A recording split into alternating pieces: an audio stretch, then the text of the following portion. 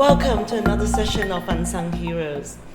The reason why I term it or phrase it Unsung Heroes is a lot of us are heroes and we don't necessarily see it as that. You don't have to have a cape to be a hero. Here we have amazing lady, and I still struggle to pronounce her name properly, so I'll let you have a listen to her journey to date and a little introduction, how your journey to Perth. My journey to Perth? Yes, but your name, Chelinay? Yeah, well, I'm Indigenous and my father came from Bijadanga. So many years ago when they had their taking of children, his mother sent him and his brother to Burma to her sister to be raised. So he was raised as a brown-skinned child in a brown country and therefore got a fantastic education, became an engineer, worked for de Havilland's making aeroplane parts, did all sorts of projects around the world, came back to Australia, couldn't get work. And what happened is he had fallen in love with my mother in Burma, who was actually turned out to be his first cousin, but he didn't know it because she was Kurdish, because his mother was a Cameleer. So he was kicked out, the baby was given away, and then she was taken to England by a man who's 18 years older than her, who she hated, who she was made to marry. And then my father went to England and found her. And he asked her if she would have a child for him because he was married and the woman that he'd married couldn't have children. So she did, but she had twins, me and my sister, who I've never met, twin sister, identical. Are you looking for her still? I have been looking for her, but now I'm writing a book. The book has been a cathartic experience, and I've been able to talk to my sister through the book and also talk to my two mothers. So it's been quite a journey. Amazing. So you're a writer, a painter, and a Chinese acupuncturist. Oh, and a doctor of Chinese medicine. Doctor of Chinese medicine. Yeah. Share a bit with us. And hypnotist. Oh, wow. Yeah. Don't do it to me while I'm Into interviewing. my eyes. Which part would you like me to share? To be hypnotized. Oh, no. We'll begin with Chinese medicine. Okay, I need to share how we met. Actually, it's a bit of a sniff test. I walked past Chelinay. I love the perfume she wears. And as you know, I'll talk to a stranger, but not strange after 2 sentences. I say, what are you wearing? And she knew exactly I meant not the clothes you wear, at the perfume. Yeah. And then I, without being presumptuous, we were talking, and the next minute I said, can you come to lunch with me? Would I be able to have lunch with you? So, yeah. And it was a really inspiring day for me. For me too. Yeah, because I had said, she asked me if I was an artist, and I said, I'm an artist, but I'm also a doctor of Chinese medicine. And then we realised that we shared a whole lot of things, including the love of Qigong and Tai Chi, and it was a really very special connection that was just instant. And your stories is amazing, and you don't have to share with everyone, but you have several children. Yeah, I have 4 children, and my eldest is a doctor, and the next one is a designer, and an amazing designer. And the one after that, she's international model in London, and the youngest one is still at school. And they're good, beautiful children. I'm very, very blessed. And they're blessed to have you as a mother as well. There were a lot of challenges thrown in your life, and again, share what you wanted to share, but you share with me personally. And I just thought, how could you be still smiling and talking and that's why I think it's so important. You can't put a universal scale of pain. Everyone's threshold is different. But if they were to have just one page or one chapter in your book, we get inspired to think it's okay. You have moments of complete bleakness, but you are okay for the next minute. Yeah. How can we harness that? Would you be able to share some of that courage in those moments? I think it's about perspective. So if you think that all suffering is crushing, then it crushes you. But if you believe that suffering is actually transformative, then you realise when it's happening it may feel terrible, but somehow you can pluck yourself out some way. You struggle out of it, And then when you look at it, you see, I couldn't have got to this point if I hadn't been at this point. And then that makes a difference. And I'm not saying that it makes it less when it's happening. My husband was very badly burnt on an Indigenous community in Central Australia, actually in the Gibson Desert. And he was burnt 53% of the body, 3rd-degree burns, lost the fingers of his left hand. And at the time, I had 4 children, a 9-year-old, and 3 of them were under 4. So it was a really heartbreaking ordeal. And then I went from having an active husband, also a genius in his own right, to having a man that had been severely crippled and aged, and then the whole dynamic of the family changed. So my kids didn't grow up like other kids, take your kids to the beach or take them on holidays. It was very much centred in the house, and they also had to do a lot of service for their father, toileting him, dressing him, feeding him, doing his hair. Shani was little, and from the time she's been very little, she used to brush his hair and say, "There you are, Daddy, you look beautiful." And then when he was badly burnt, she used to spend about half an hour brushing his hair, and then she'd look at him and she'd say, "You're beautiful, Daddy."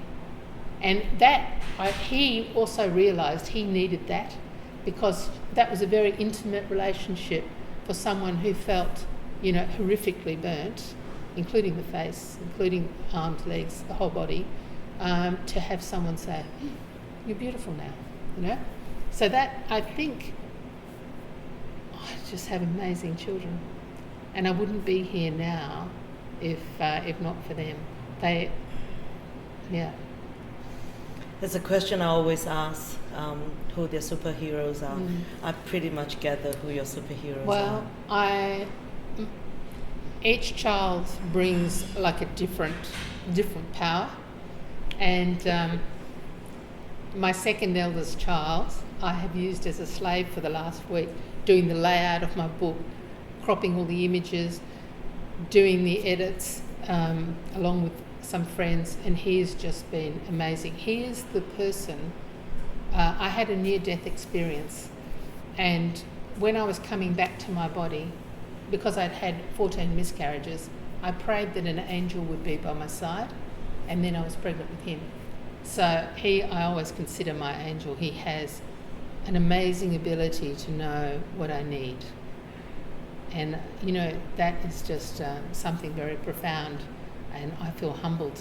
And my daughter, she's an amazing woman. She's strong, she's vibrant, and she talks straight, but she has a wisdom that's unbelievable. Recently, I did a playwriting course, and anyway, we had to write this duologue, which is 2 people speaking at the same time.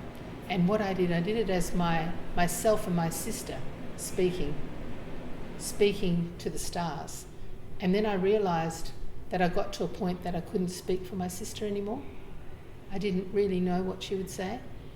So I rang Shani in London, and I read it to her, and she said, "Mum, why don't you do it as a play about all the things you would have liked to have said to Dad, a monologue that you couldn't say?" And anyway, I cried my heart out trying to write this thing, couldn't do it.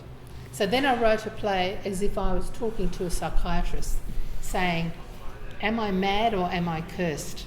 And then I wrote about what happened, how he got burnt, how we were saved by spirit men from being speared. And then when he's burnt, when I'm presenting that, I then say the things I need to say to him. And then I talk about the present. It was incredible. I performed it in tears. My children witnessed it, except for Shani, who's in London. But I realised it was her wisdom that guided me to pick that, and I really needed to do it. Even though it was incredibly hard for all of us, it was her wisdom that guided me. Say, "Look, that's really nice, Mum. I like what you've done, but try this." Do you think by writing the story, by performing it, there's a healing in its own right? Yeah. I'm a doctor of Chinese medicine, and the pulse tells you a lot of information about someone.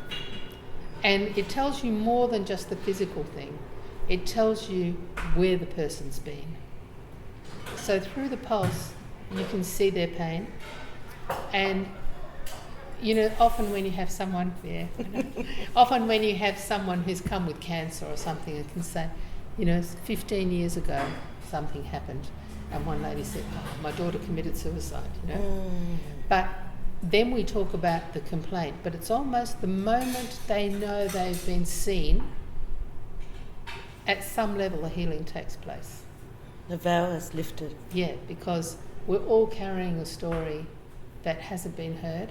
And I think when you interact with people, it's the backstory that you don't know that can make the most seemingly disgusting person lovable. It's the backstory. Suddenly when you know where they've come from, then you know who they are. Would that allow us to have more empathy and compassion by knowing the backstory? Yeah. And less hatred? Yes, but I'm also someone who believes in responsibility. I'm having an increasing number of young people come to me with anxiety, and I put to them this point, that if you can't be anxious about everything, otherwise that's neurosis. That's the definition. You're neurotic if you're worried about everything. If you're worried about something, then you can do something about it. So often with anxiety you have to put a fence around what it is that's driving that anxiety so it doesn't become blown out of all proportion. And now you imagine we have the most number of people on antidepressants, can't sleep, all of that sort of stuff. And yet in the past people have been through war, famine, you name it.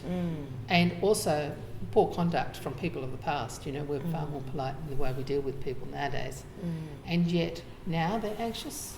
It's almost a self-obsession. So I think that thing of why are you here? Everyone's on an independent journey, and that's the question. And there's always that's not the question. Let me rephrase that. In someone's life, I believe that it's always the same question that comes up. And then suddenly you'll be in a different situation, maybe a different boyfriend or something, and then you think, hang on a minute, I did that over there. So it's almost like there's a recurring theme that you have to answer. And I believe that that's from all the generations of the past, that it's your duty to progress that forward. And when you answer the question, then you move on. There's a bit of philosophy within Buddhism on the transcendence that kind of had that theme. So until we learn, let go, we will not be able to move on. We will have that same question resurface. I don't think it's letting go. People have the thing of letting go. You mustn't let it go. Yes. You must actually face it. Okay. There's a difference between letting something go and say, okay, I'm not going to think about that anymore. But you can't not think about it because it's going to How do you face it? What do you arm with? If you only have what you have, your faculties, and you've been defeated before, how did you progress through that? Well, I think prayer is a big thing. And I'm Indigenous, so not only, do I pray to God,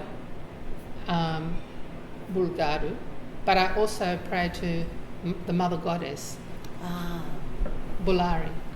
And the Mother Goddess, I think, is, and I'm wearing the Mother Goddess here, so I think it's something that is in every culture, and it's in every religion, and it's like a universal icon that we tap into. And that represents compassion and wisdom. Like your mother might tell you off, but she'll love you in spite of it. It doesn't mean that you can do anything, but it's that feeling of knowing you're not alone. You met Kelvin just before. His tattoo is a Mother Goddess. Oh, is it? Yes, it's amazing. It's a recurring thing. On a concluding note, would you like to share with us what we can do to empower? I mean, we're living a busy life, constantly SMS, text, and the anxiety. As a woman, you are a wife to a husband. mother to your children, all this busyness, what can we do to be centered and ring fence it? That was With your wisdom. What an incredible question, because I've just been writing a book, and I'd actually finished the book, and then I went to an Indigenous meeting on song, and there were about 350 people there. It was a beautiful talk that was given, and at the end of it, a Scottish lady came to me and she said, "What part of you is Aboriginal?" Now I knew it wasn't offensive. I knew she meant, is your mother or is your father Aboriginal? But from me, she'd asked me the right question at the right time. I said, my womb, my heart and my tongue. And only when I said that did I realise that that's the truth for everyone. So you speak your truth from your heart, and that the womb nourishes destiny, it nourishes the next generation. So I think if we stick to that, is that centeredness comes from knowing who you are, and that's sort of like a very cliche thing to say, but it's actually understanding what's your business and what's not. And in my world, anything that becomes within arm's reach of me is my business or into my sphere. And if I don't defend justice in that sphere, then I've failed. So if I walk past the homeless person and I don't stop and talk to them or have a meal with them or do something, then why have I passed them?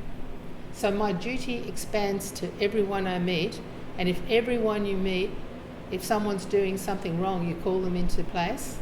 Sometimes my kids say, you're going to get yourself killed. I made some kids who'd broken glass. I made them pick it up and put it in the bin. They all had the mohawks and everything, and they did it. But if we all did that, then we'd have a different world. So we can't say we want someone else to fix our problems, because every day, if you just do that, well, I'm not getting involved. You got that problem, I'm not getting involved in that, but I'm getting involved in this. Then you know where you're going. You're contracting with your life. So even if you make a mistake, it doesn't matter. You've directed it, When we're in our mother's womb, the first development is our heart before our brain. And yet we're trying to rationalize everything with our brain. Yeah, well, from Chinese medicine, the intellect comes from the heart. The head is the vessel for the information. Absolutely. So it's the extraordinary vessel. Yes. And this is, you're wearing a heart. Thank you very much today for coming. Thank you very much. Thank you. I am in awe of your presence. Thank you very much. Thank you.